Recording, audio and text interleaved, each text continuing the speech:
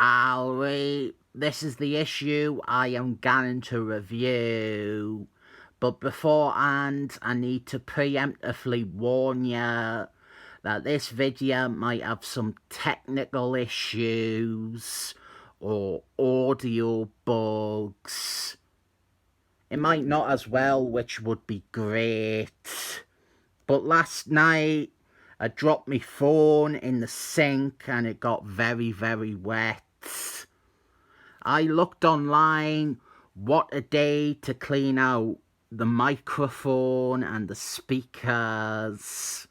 And everywhere said to put your phone in a bowl with some rice. And so I left it in this bowl overnight, and I thought to myself, how is this going to do anything? So I also left my phone turned on in this bowl with a box of rice, with a photo of Tim Rice open. Let's hope that it has worked. It has to have worked better than this issue. This is Mighty Avengers 33 by Slott, and it is this issue where the pretense of this being a team book is abandoned. The team, this really solid cast, they are a backdrop to Dan Slott writing up Hank Gordon. And this story to me is such an example of this book's failings, because we have a premise that could be a great chance to spotlight the entire team instead of mainly just their leader. Last issue even promised that much better version. We had a cover of the Avengers fighting the Dark Avengers, and now close to that happens in this story. And so part 2 has this cover that is more appropriately just Hank Gordon and Norman Osborn. And Hank Gordon is a character that definitely needed writing up, but a better writer would do that while also writing the other Avengers characters who are featured in this title. The plot is wasted, but the plot is Tom Hiddleston. He wanted to bring these two Avengers teams to a head for shits and giggles.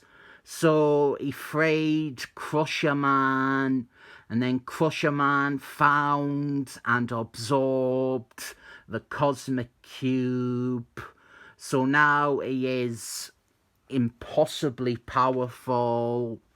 That idea is squandered too. The Cosmic Cube is treated as just an energy source rather than something that Crusher Man can use or mold. He could just think about these characters ganning away and they would disappear. You could do a good story about this unprepared man getting access to power that could destroy the universe with a stray thought. But that's not what this is. What this is meant to be is a big team up between these two teams to stop Crusher Man, which again could be fine, but there's pretty much nothing done with the two teams interacting. You have quick little bits like this where Crusher Man defeats Century, but other than Hank Gordon and Norman Osborn, there is virtually no interplay between the two sets of characters. Those two as leaders, they just bicker back and forth. The other characters are props for Crusher Man to establish how powerful he is, or to spout exposition like Giant Girl does on this page. Over half the characters you forget are there. I was going to talk about this moon stump bit and how it is ripped off, but it's not worth it. These two panels are her entire contribution to this two-part story though. So, Aunt Gordon and Norman Osborn, they leave this scene, likely because Dan Slott realised as long as there are other characters around, they will get in the way of him writing Aunt Gordon up as his representation of his own fantasy self. A witty, brilliant genius who cannot be beaten down and who outthinks everyone else. Only good part of the issue is this single page where we get to see the Flash fight Venom. That is what I was told this story was, based on the covers.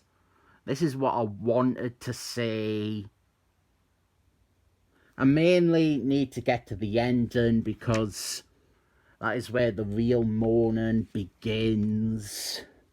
Anyway, Aunt Gordon, he is Dan Slott's best self. He is a witty, brilliant genius who cannot be beaten down and who outthinks everyone else. So he manages to convince Norman Osborn that Norman Osborn already has the cosmic cube and that he has had it for ages. And just when it seems Aunt Gordon is set to win the storyline, like every other story arc Dan Slott has done, it gets worse because Tom Hiddleston, he decides that he doesn't like that outcome, so instead he empowers Norman Osborn to save the day and defeat Crusher Man instead of Aunt Gordon. So the public see Norman Osborn as the victor. And you know a character that has done very little this entire run, u.s.agent. Through this all, u.s.agent has been a government-sanctioned operative. And here, Norman Osborn uses his connections to decommission and fire u.s.agent. u.s.agent is gone from the team after this. We didn't get to see him reacting to this.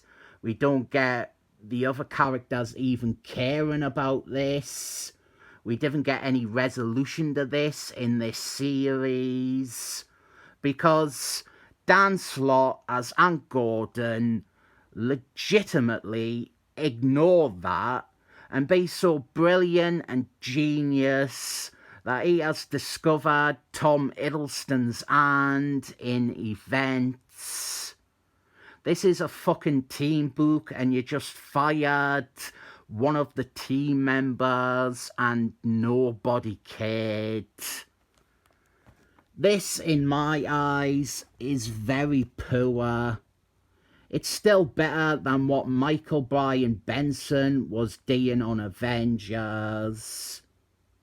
But honestly, it's not that much better. And I'm not just saying this as an u.s.agent fan.